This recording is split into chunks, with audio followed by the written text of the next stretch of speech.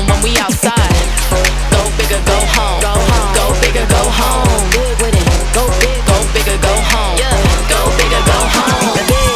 Go up, stay out, do it big time. Yeah, the crowd get loud when we outside. We gon' turn up the heat, going all night, cause it tastes so sweet in the limelight. Yeah, we with it. That DJ gon' hit it.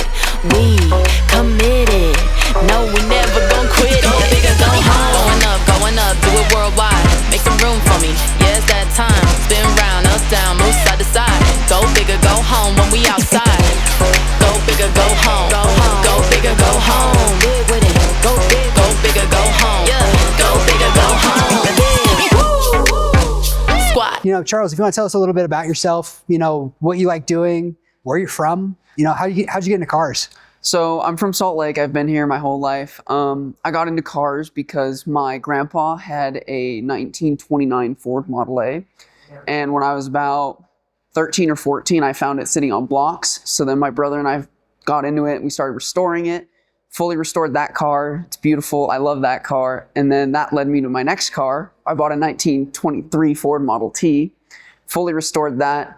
And then as I got to the end of that road, finished fixing it, I was like, well, this car goes 40 miles an hour. I kind of want a new project car that I can drive places. So Awesome. I started looking. I looked at a lot of MR2s. I looked at an NSX. And eventually, Before they were overpriced, unobtainium. yeah, literally. Yeah. And then I found a guy on Facebook that was selling a Unos Roadster Miata. So I hit him up. I went and I drove it, and I was like, this car is so cool. I love it. But his had some things with it that I wasn't 100% sure. So I kept looking, and this time I was like dead set. I was like, I'm buying a Miata. So 4 or 5 weeks later, I find my Miata on Facebook Marketplace at a dealership in Ogden. And the more I read about it, the more I was like, this is my car. I bought it with 25,000 miles on the car. So after I bought the car, I was like, okay, now it's time for the fun part. So I started looking online and I was like, I'm going to boost it. So I bought the Stage 1 Flying Miata turbo kit, did the full install myself, built the car from the ground up. Every mod on my car I put on, I bought it full stock. So I did 15x8 rims, the Flying Miata kit, aluminum radiator, coolant reroute, Stage 1 cooling from Flying Miata.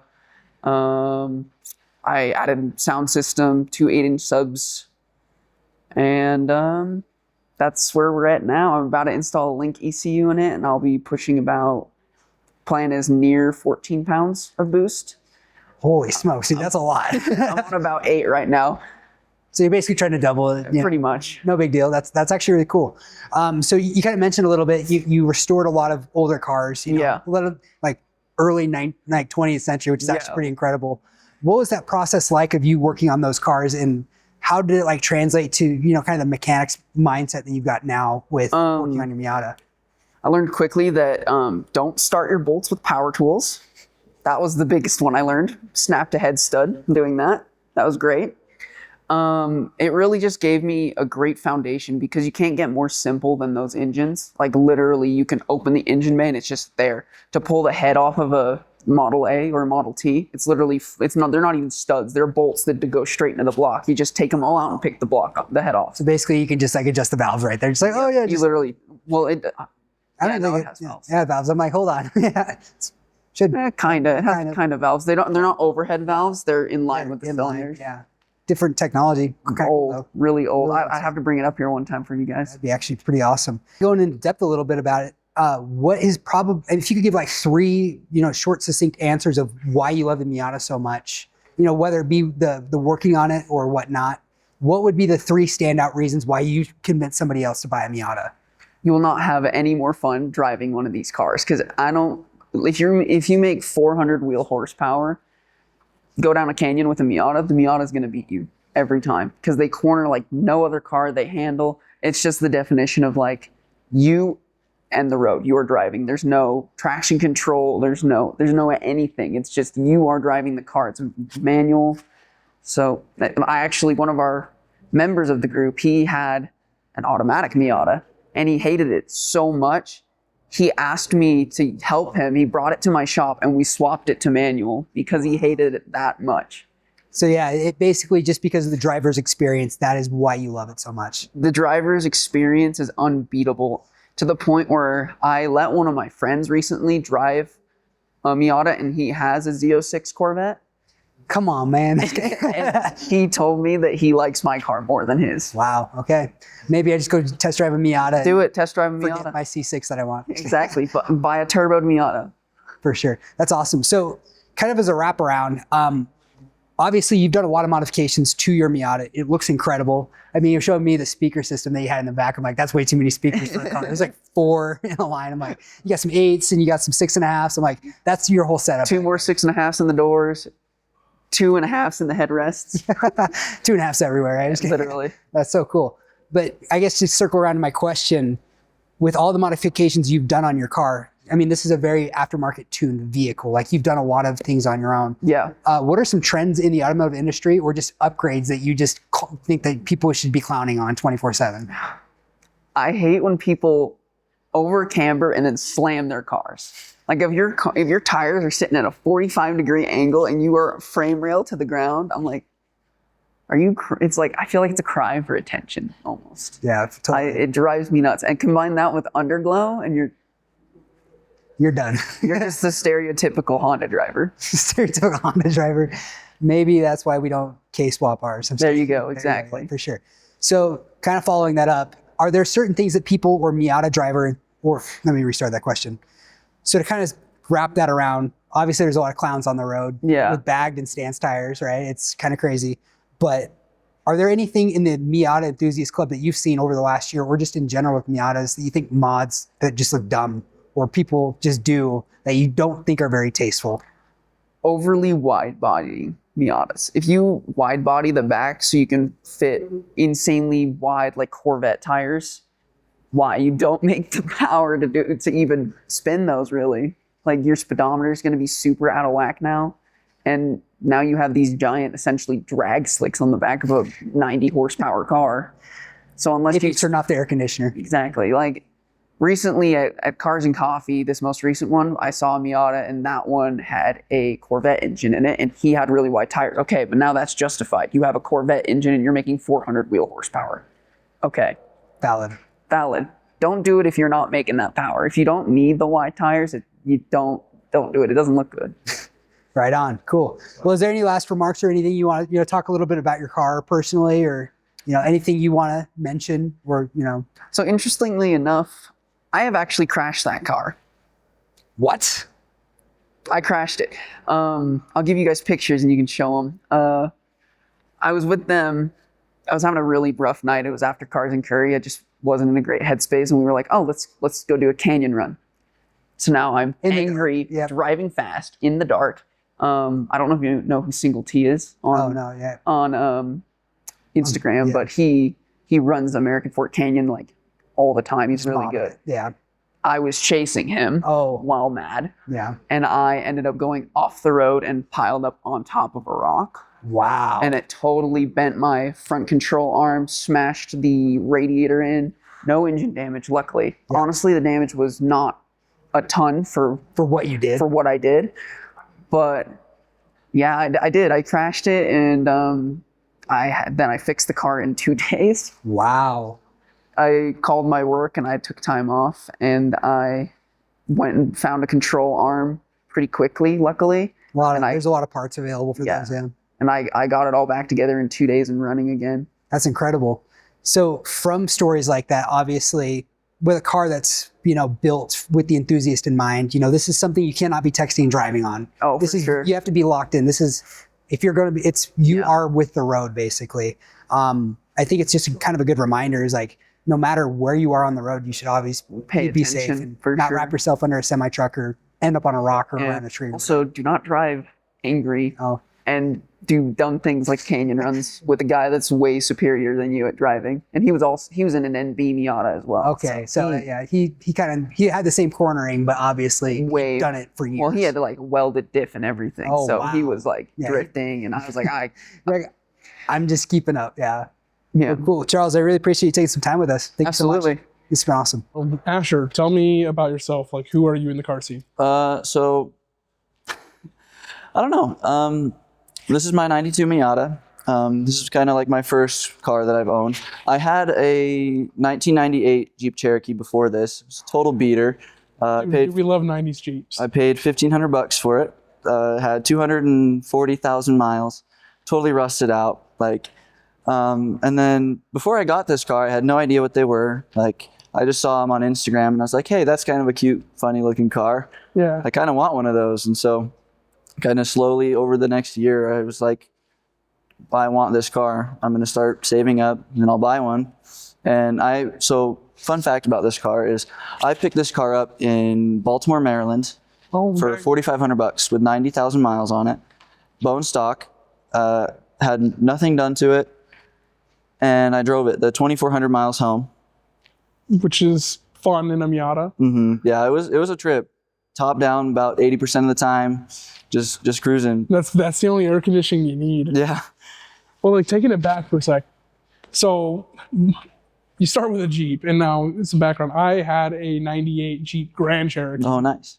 That was clapped out that I bought for $500 from a tow yard. It might have had a blown head gasket. I don't know. Maybe. It definitely exploded at one point, and then I left it for 2 weeks in my boss's front yard because that's where it blew up. It was right by his house, and then I went to go start it up, and it just fired right up. It was fine. So I don't know what happened to it. It was just messing with you. It got clapped out so bad. The springs completely busted, and so I determined to cut all the springs. And so I turned it into a drift car, which is not what you would ever do with a Jeep Grand Cherokee. But that's me as a car guy. It sounds like you weren't much of a car guy coming into it. So what, obviously you get the car, mm-hmm. right? Just because you like the looks of it. But how does that transition then go from well, I wasn't a car guy, but you obviously are now. How did that change happen? So once I got the car, I started seeing more things on Instagram about cars and meeting people about doing that. And I actually had a buddy who invited me to Cars and Curry for my first car meet. And I started going more and more, met a bunch of people and all of that.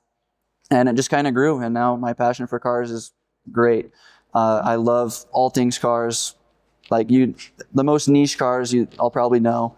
And yeah, it just kind of snowballed. Yeah, I mean, I think that's a common way to get into cars in general. I know a lot of people that for me, I wasn't super into cars when I was little. My grandfather was, and I always thought it was kind of cool, but I never was oh, I want that for me.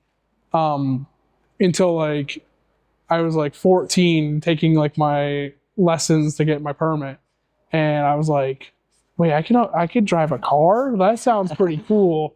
What car is a good car for a teenager? And the first thing that came up was Mazda Miata. Mm-hmm. And back then, you can get a clean one for less than $2,000. Yeah. Which is so unfortunate because now they're nowadays $8,000. Yeah. Any clean Miata, especially in Utah, the price is outrageous. For example, this blue one behind you, he paid, I believe, $19,000. With around 25,000 miles. Dang. But you can find them as cheap as $500 and as expensive as 25,000. There's a whole different range. And for example, mine, sure, it's got a few electrical problems, and a little bit of rust, but other than that, mechanically, it is perfect. I have never had any issues with this car. It has never left me stranded. It's amazing. Sweet. Well, let's break that down a little bit more. So, what was it stock when you bought it? It was bone stock. Bone stock. Yeah, so it had the original wheels, original everything. Dang. Nothing.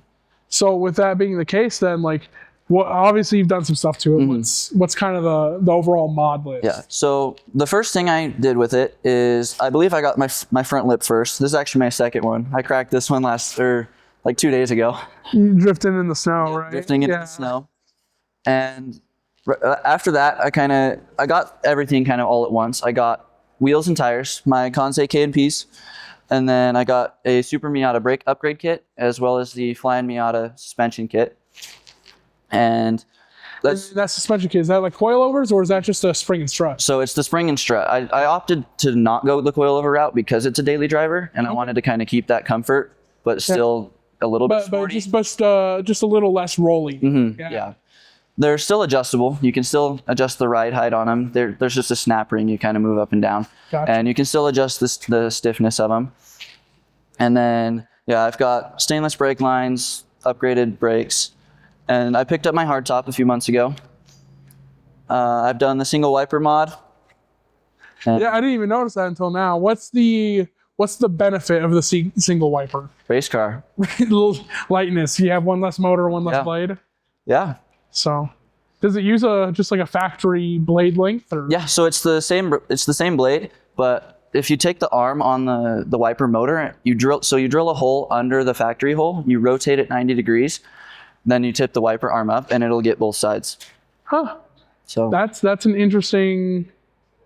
Yeah, that's actually sick. Sorry, I'm getting distracted. Is there any mods you've done that are kind of preventative? I know a lot of Miata owners do like the coolant reroutes and stuff like that. Have you touched any of that yet? I haven't done anything mechanically wise. I haven't touched the engine or anything. It hasn't left me stranded. I've replaced the radiator. That's because when I bought the car, the radiator they tend to start turning green, and they'll crack if you like just barely touch it. Like they get super brittle. And I had people telling me for months and months, like, you need to replace your radiator. This is going to leave you on the side of the road. Yeah, so, for sure. Yeah, so I finally replaced that.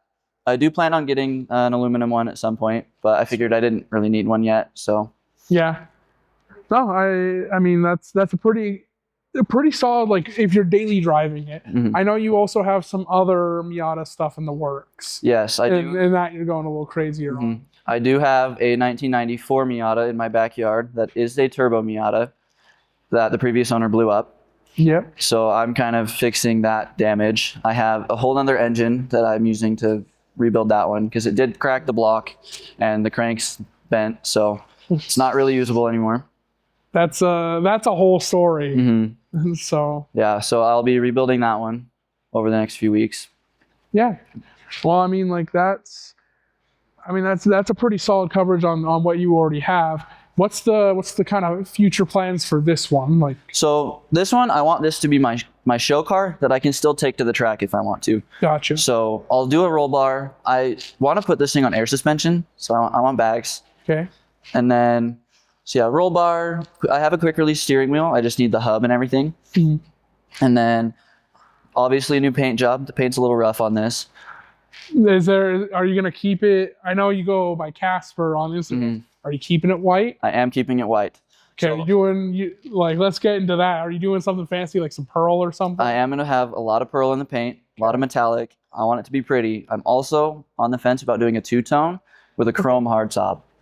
That could be cool. Weirdly enough, a random paint color that's actually pretty cheap, but looks insane, but no one ever recognized it, is the pearl white they put on like limited model Priuses. Oh yeah. That pearl white is actually like, it's almost like kind of creamy white, and it's super metallic, super pearl. So yeah, if you're looking for like a good cheap base that you can add a little bit of extra to, that's what I would recommend, because like that would be nice cheap to start. Like as of right now, I'm thinking about just doing a rattle can just to kind of make it all one color, because it's like 8 different shades right now. The front bumper's different, the hood's different, the driver fender's been replaced and it's a different white. My hardtop is actually the factory color of my car. But everything else is everything else. The car has been repainted at some point by one of the previous owners. I don't know what exact color it is. It's just kind of a whatever. Probably rattle can white. Yeah, no clear coat or anything. So like every fingerprint that gets on it kind of stays. So it's just slowly getting worse and worse. So I really want to get it repainted. I also have plans for a body kit on this car. Okay. I'm looking at getting just a fiberglass kit. There's a destroyer die kit. I don't know if you've heard of that one. I'm not. As much as I love Miatas and they hold a special place in my heart as what I wanted my first car to be, I don't follow Miata culture. Yeah. So the kit that I want is actually based in the UK. Okay. And they stopped shipping internationally, which is really unfortunate. So if I really want that kit, I'll have to find someone to ship it for me, third party, which I'm willing to do because the kit is awesome. It's full fiberglass, and it really keeps to the kind of OEM look, which I really prefer. Yeah. Because the OEM look is great. Like you don't need to take away from that very much to make it look really good. No, I love the OEM body lines. Like for me, body kit wise, the only thing I've ever wanted was like, I want to do a rear bumper cut, same kind of front lip you have, and then roll the fenders. And what I found is on a lot of Miatas, if you roll the fenders, you can kind of pull them a little bit, just so it's a little wider. Yeah. And then that body line that kind of goes through the door, you cut the fender at that and then push it in. Yeah. And I just like, I'm like that, and then doing it to the rear as well, or not in the rear, not like cutting it, but like putting a vent in the rear part of that same quarter panel. I'm like, that would be my perfect. Yeah, yeah. I've definitely had the vision of doing that as well. I have the rear bumper cut. I have the front lip, and I've seen plenty of Miatas with the pushed in fenders, and I love them. Yeah. So I guess like we're talking a lot about mods. What are the worst mods in general in the car community to you? Like ones that like either aren't worth the money or just like I've got to go with the eBay wings and just like the cheap AutoZone parts and just kind of cheaping out on especially like safety mods, like cheaping out on tires, brakes, steering, things like that. Like it's gonna get you hurt down the road, and it's better off to just buy it once and not have to buy it again. Yeah, 100%. Like when I was younger, I definitely safety second. But as I've gotten older, safety and maintenance are the best two mods you could do to your car. Because like if you don't do maintenance well, but you put all these parts on it, guess what? It's gonna be slower. Yeah. Like it's gonna run worse. It's not gonna be in good condition, right? So I think that's a pretty solid choice. Turning that a little bit, what's the worst modifications in the Miata community? In my opinion, I'm gonna get a lot of hate for this, but KBD Miata, KBD bumpers, side skirts, rear bumpers, everything. I hate them. They're overused. The front bumpers look fine. Rear bumpers, ugly. They have their purpose. They're polyurethane. They're for drifting. They can take a beating. They're not going to break. And that's what they're meant for. But for like the people that put them on show cars and all of that, like I just don't understand it, because there's so much better looking kits and all of that. And also aftermarket radios. Like, that's a hot take, because like these cars have terrible sound systems. They're 30 plus years old. The speakers are blown. Like the radios suck.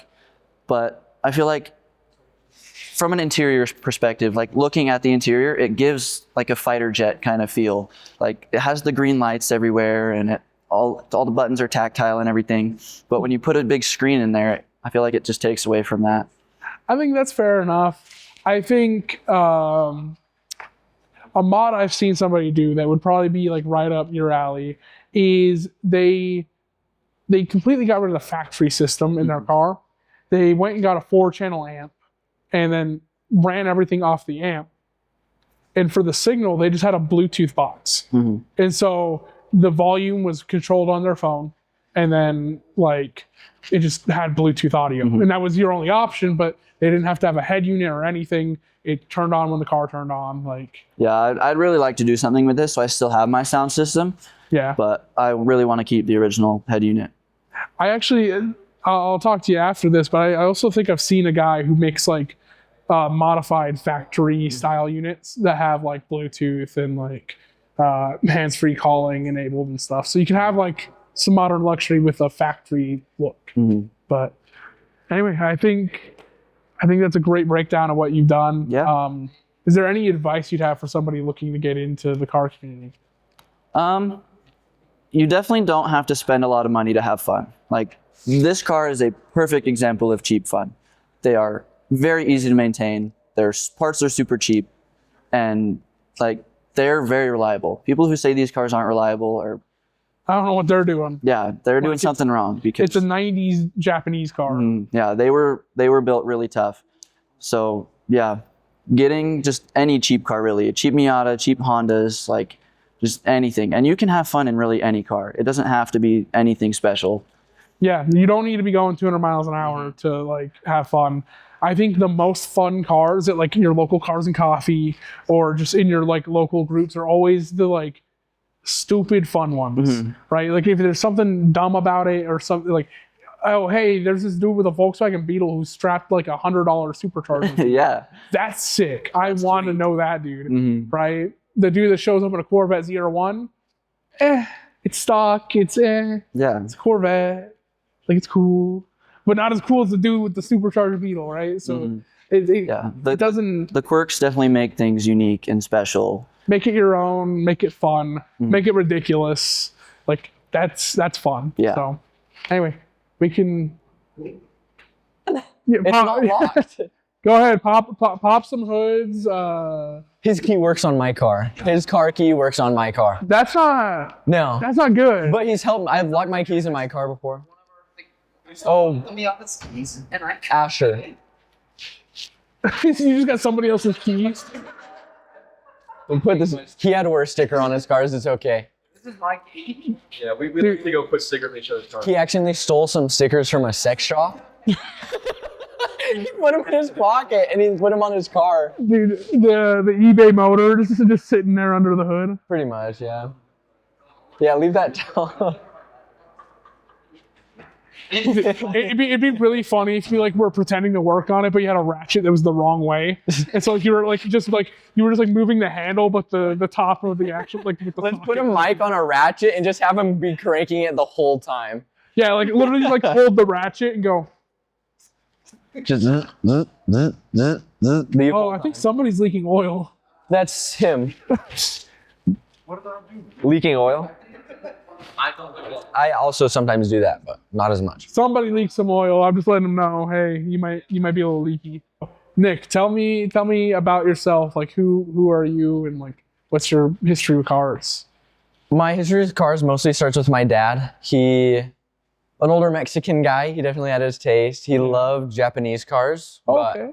he kind of put his own like spin on it. His last little build he had was a older Nissan, like one of the more square body trucks. Okay, like a D21, like hard body. It's like kind of got like the rectangle. Yeah, I think something like that. One of those smaller ones. Threw that thing on bags, had some nice paint, some little pinstripes on it. Yeah. It was definitely nice, but I've grown up being around cars a lot just because of him working on them, helping him out, that kind of thing, holding the For sure. flashlight while he works on it. Yeah. But I don't know, my older brother was really into cars as well. I think we all had our different tastes. I definitely like the older Japanese kind of cars, so I ended up with this one. Yeah. But yeah, just kind of grew up around cars a lot. No, for sure. So growing up with cars, did you start with a Miata or was there a couple of cars leading up to that? No, so at first, especially in Utah, people don't know how to drive is the problem. 100%. I was really scared about getting my license because I was scared of other people. I love driving, but I was scared of other people. I definitely waited to get that. And then my parents were also scared of the other drivers. So they started me off with a Subaru Legacy, I think like a 2011 or something. Okay. So like the grandpa spec sedan. Pretty much, but Yeah. probably the safest thing you could start on driving, but definitely grandma car. It had like the wooden fake trim panels. Oh, yeah. all of that. But kind of sold that. They let me take the money from that, and I just bought something on my own. They definitely wish I had something with a little bit more safety features, but let me get it. To be fair, you can at least handle your way out of a semi-merging without a. Yeah, it's a little bit more reactive of a car rather than For sure. proactive, but I-15 is a sketchy place to live. for sure, especially people with those big old trucks. They Oh, yeah. do not see you. Not at all. Heck, and I daily drive a Tacoma, and they don't see me. Like I'm on bigger wheels and tires. Like Yeah. that's a decent sized truck. Yeah. And like people just like slowly move over, and I'm like, I mean, the horn barely makes a peep. You can't hear it at all. so what I'm hearing is train horn in your future. Train horn, exactly. You get a big old air compressor, throw that on there, train horn. Everybody's gonna hear you. Or at least have like an air horn you can just stick out the top. That would definitely be louder than the OEM horn that comes on this car. For sure. So what all have you done to your Miata so far? So when I got it, it was pretty clapped out. Like, not the nicest thing about it was probably the sound system, but The exhaust on it, terrible. It came stock with some kind of stainless headers, so already a little bit louder. Mhm. And then they threw the smallest muffler you could on it. It sounded so very bad. And no offense, very but bad. Miatas don't sound great to me. No, they do not. The best thing you can do is try to like pad it a little bit. Yeah. So, well, at least like a good resonator and a good muffler. Like a good, Yeah. it has a good tone. it When it's can, quiet. yeah, when it's resonated, but it drones so hard.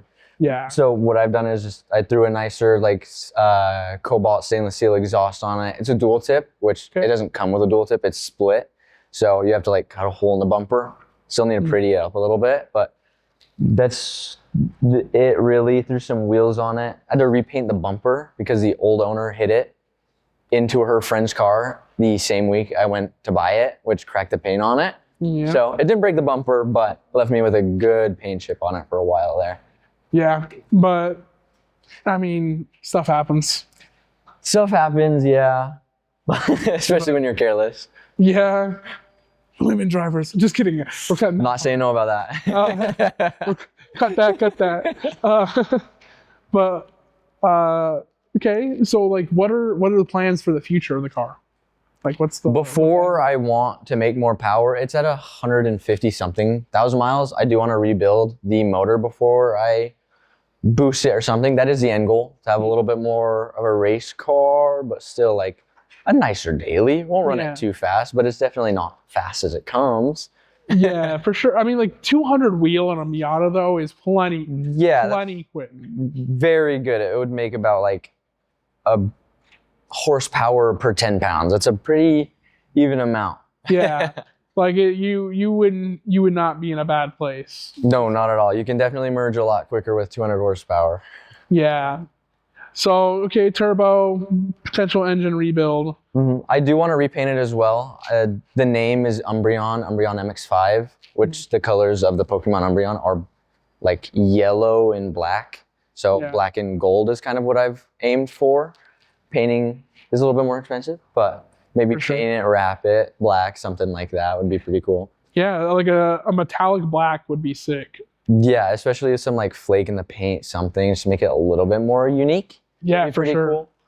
Thankfully, there's not a whole lot of surface area to have to. No, it's definitely a lot cheaper to paint something that's this small. So, and even with wrapping, it's Yeah, a cheaper lot to of- get the wrap. A lot of people learn how to wrap on smaller cars like these. They make it work. Well, and I'm like, the body lines aren't all that complicated. Not Like- too crazy. There's not like 10,000 pieces to the fender assembly. It's just Yeah. one fender. It gets a little bit harder on the rear with the back panels and all that, but Yeah. still not even that hard compared to other cars. For sure. So you've done some pretty tasteful mods to this. What are some not so tasteful mods in your opinion in the car community? In the car community, ooh, I'm not a big fan of like those bolt-on wide body kits. Okay. Like those ones that you can just buy on eBay and just throw on your car. They don't look. We're talking like just like the bolt-on like fender flares, or are we talking That, like yeah, Rocket yeah. Bunny style bolt-on?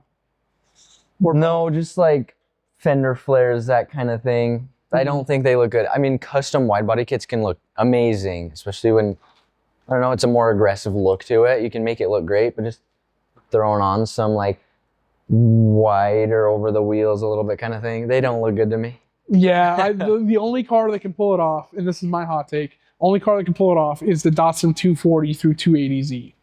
Because like Yeah, I could see that. that was what wide bodying your car back in the day was. So like it's actually period correct for that. Yeah, like- that makes a lot more sense. And there's the older 911s, like the RWB. Yeah. That guy builds the kit for the car. I think RWB falls into a different category. That's like a That's full, true, that's that's a true. full that's not just wide body fender. That's a whole kit that plays Yeah. into making But it it's so tasteful. ridiculous and wide. Mm. I think with what you're saying, it's more so the people that just like, oh, let me just throw some wide fenders on this and Yeah, throw some pokey wheels. spacers. Or like they don't even put like thicker like tires. They just put like spacers out. Yeah. And it's like, Yeah. I'm like, yeah, you look like a bulldog that's like going like this. Like, Especially it's with not- such an already like low car, it's just gonna look fat. and it's like not good. Like you're running 195s, but you're like this. Like that's not. It looks ridiculous. Yeah. I've seen it done. It doesn't look great. So I'm sure that can apply to Miatas. Is there more Miata specific like mods that you just like hate? Or Yeah, we were talking about exhaust earlier, how they do not sound great, especially when it comes to like straight piping Miatas. Oh my god. It sounds so bad. The amount of straight pipe Miata, like people always make the like, oh, I hear a Honda Civic in the distance. I'm like, I haven't heard a Honda Civic in a long time that's been like total crap. Yeah, I've heard a lot of Miatas. exactly. They're cheap. They're cheap little race cars, and you try to push power out of it stock, you're gonna like do a full straight pipe, but it sounds so very bad. The drone is insane. So bad. I can imagine. I mean, it's basically a tin can of a car. It's just reverberates. Pretty much. Yup. So Here with Tyson, we got ourselves the Project MX5 crew working on the background. Obviously, they're being very obnoxiously loud. Just kidding, no, they're great. Right? Just want to get started off. So Tyson, you got a pretty sick Miata, Right? I like it's to think pretty so. awesome. Yeah, it's good stuff. But can you tell me a little bit about your history? Like, how'd you get into cars? Obviously, this is the project car of what everybody loves. The Miata is like the de facto enthusiast driver's car, right? How did you get to this point? So I've loved cars my whole life. I didn't really grow up around many. Loved all the car shows. Still haven't seen Fast and Furious, so a lot of people give me a lot of heat for that. But always loved them. It really, really kicked off when I turned 15 and got my learner's permit. Got huge passion for cars. What was your first car? First car was an 04 Honda Civic that I bought off my dad. It was an 04 Corolla S for me too. So Seriously? let's go, dude. It was a good time. Okay, sweet. Yeah, I get you. Yeah. It was a little too modern for me. Oh And yeah. I wanted something even lighter, smaller, rear-wheel drive and manual. Those were my requirements. And that's what I ended up getting. Biggest mistake of my life. Wait, is it biggest mistake? Okay. Absolutely not. It's an amazing car. I'm like, hold on. I'm like, let's pause here. You cannot be and then Project MX5 group and then me clowning on them all the time. Just sometimes. Sometimes. Just sometimes. It's like Yeah, you trunk understand. won't shut, right? So can you tell me a little bit more about that Miata? So when did you purchase it? You know, what's the history behind, you know, why you went for it? Because obviously you said rear wheel drive, you know, front engine, kind of those specs are what you wanted. Something a little less modern. Oh, yeah. OBD1, hopefully OBD2, not really great. But tell me a little bit about what the allure was for you personally. How'd you end up with the vehicle that you have right now? Oh, yeah. So I ended up purchasing the car in October of 24, but all the way out in Moxville, North Carolina. So that was a sweet trip, going out blind, taking some tools with me, and then when I picked it up, the whole differential housing was totally snapped down in half. So let me get this straight. You took a one-way ticket out there with your Yep. tools and you're like, I'm going to figure it out. yeah. With the intention that you were going to drive it back. And then you had to fix the diff. Is that what you said? Yes, absolutely. So I had to tear down the whole rear end, but I was just doing it in some guy's front yard, and that was an awesome experience. Of course, I got it running and made the 2,000-mile journey home, but that was a long trip. I imagine. I mean, obviously the tops on those Miatas are not the most, what's the word for it? It's soundproof. There you go. Yeah. They got a lot of sound coming through, a lot of wind. Yeah, we were joking before we got started just earlier of like, you know, to add horsepower, take away the air conditioner, maybe take away the heater core. And, you know, while you're at it, even in the winter, just take the top off of it because it's actually probably creating yeah. more drag than it's being helpful, right? Yeah, they are known for being very non-aerodynamic. And so if you put a hard top on it, your fuel economy improves, which is weird. Put a target top on it. Right, Best of both absolutely. worlds, right? Yeah. I like that. Yeah, good idea. Or put a roll cage on it and just completely forget that it's a that's a soft top. Oh, yeah. Dude, that's actually pretty legit though. So what Right. kind of modifications did you put on your vehicle personally? So right now, I'm still looking to do so much more. You know, projects are never finished. That's how they always go. Works never But- done. No. Right now, I just threw an IRP short shifter in it and some Tane coils. That's about it, modification-wise. So you're pretty stock is what you're telling me. Pretty stock, mostly just restoration. And everything's back up to snuff, pretty close to how they gave it to me from the factory. Wow. So how many miles you got on it?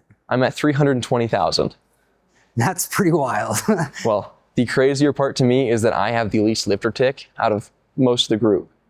I think Charles with 20,000 miles is the only guy with less than mine, Wow. That's incredible, dude. right? That's crazy. So yeah, obviously very stock, which for the group Yeah. that you hang out with, pretty wild, right? That's Pretty actually wild. pretty cool. Yeah, that's pretty good.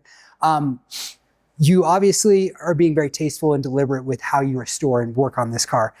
do you personally like modifying or, putting more aftermarket tunes on stuff like that? Yeah, or absolutely. do you try to stay more, more true to whatever the manufacturer had? I think there's a good balance between the two, because I think people can get way too carried away in mods, but I think that manufacturers just can't quite produce the car that everyone wants. Everyone has their own taste. Absolutely. So for me, I of course still want some wheels. I want a different exhaust. And everyone is going to have a different opinion on each other's cars. So for me, I think Mazda made a beautiful machine here, and from factory, they are great, but you can just make them that much better. And make it yours personally as well. Yeah. Yeah. So, I mean, this is kind of a question. How much modification is too much? Maybe just kind of a follow-up question with how much is too much. Are there certain things in the automotive industry or that people like to mod that just drive you up the wall? Ooh, okay. So there's two ways to go about that. One thing for me that I think can go too far is just making your car unusable, where you hate driving it, feels like a chore. It sucks to get in and out to go pump gas, you know what I mean? Things that you have to do. But some things that really just drive me nuts, I don't know how people are gonna stance their car at like 20 degrees of camber and then get stuck on the smallest pebble in the road and then go through a set of tires every month. I don't understand that. Yeah, well, maybe they'll just put Ironmans on it and they'll call it a day. Still on about that, huh? I'm just no.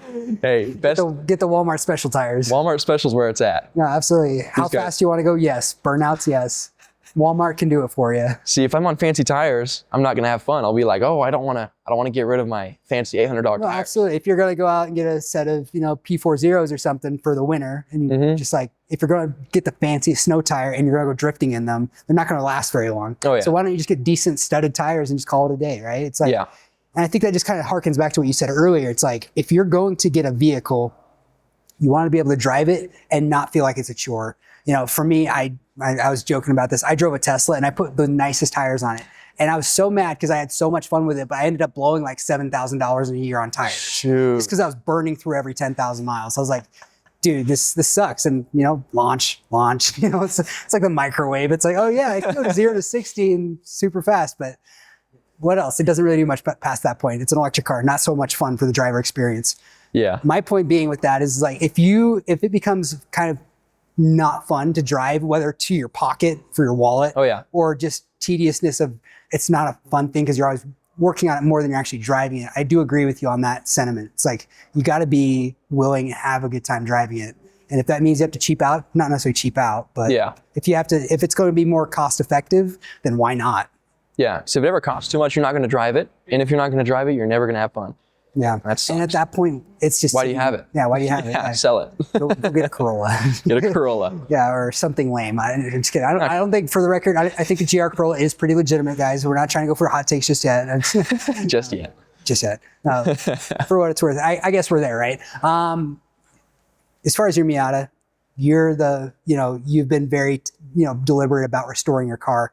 Are there things in the Miata car scene that drive you nuts? Like, are there modifications that people do or, trends that you've seen that you're just like, bro, like, I don't want you part of the club? And not that you do that, but. Oh man. I mean, of course, takeover culture, that's its own different subject, and not many Miatas are doing takeovers. So we're good there, right? Yeah. But sometimes people just don't drive well. And that just, it hurts. Specify for me, when you say don't drive well, are you talking about the guys that wrap their cars around trees or the people that can't stay in their lane? Yeah, I mean, people that wrap their cars around trees. I mean, there have been, like Miatas, if you look at Miata pictures, you'll find plenty of just wrecked Miatas that were totally trashed because someone was too incompetent to keep it on the road. Fair enough. And that is sucky. I mean, I don't know all the circumstances, of course, but yeah, that's rough. I don't know why people drive their car past what they think they can do, or if the road might have gravel on it, don't push it, right? Yeah, don't push your limits, basically, right? But going back to traction and stance, I think if you can have camber. I think it looks pretty good a lot of times and helps fitment. But if you're not going to use the whole tire, get rid of some camber. You just use that whole thing, stay stuck to the ground. Yeah. But I think people take traction for granted quite a lot. I think so, yeah. It's like, oh, does it look cool? Yes. Does it have LED strips on the underside of it? Yes. Did it need it? No. No. Adds horsepower for these, but not many others. Oh, for sure. I bet if you use that 12 volts accessory socket to power your LED lights, It slows you down. Power. Yeah. Right on, dude. Well, I guess just as kind of a loop back question. Yeah. How did you get involved with these guys? Like, how did you get involved with Project MX5? Where did you meet them? Kind of tell me a little bit about the relationship you've developed around here. Yeah, so it was really cool. I got the car, I was driving it around, I finally got home, right? And tons of super cool cars around. I'm like, you know what, I want to go to some car meets. And the first meet that I ended up getting to was Miata Week. That was set up by these guys. And I met Charles. We decided, hey, we should make a club out of this. We should get some friends together, right? And so since then, we've just been growing, getting more people, trying to hopefully make a business out of it soon. But That'd be sick. it'll be pretty sweet. Yeah, that's incredible. Well, thank you so much, dude. Absolutely, yeah. Let's go. Yeah.